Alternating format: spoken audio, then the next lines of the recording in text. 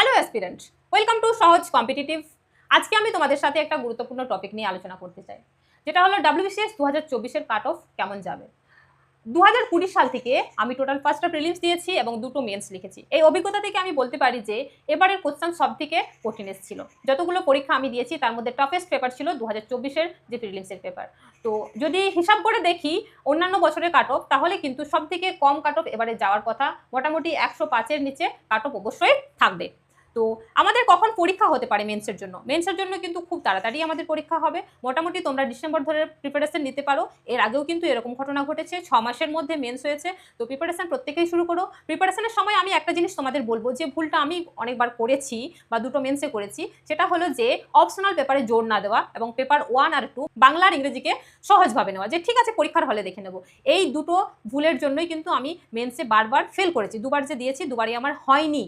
অবশ্যই আমি চাইবো যারা নতুন প্রিপারেশন নিচ্ছ তারা এই ভুলগুলো করো না। প্রথমেই তোমরা অপশনালেরটা শেষ করো এবং বাংলা ইংলিশটা প্রতিদিন প্র্যাকটিস করো। তার সাথে যেটা অ্যারিথমেটিক বা ম্যাথ রয়েছে সেটা কিন্তু খুব ভালোভাবে করো।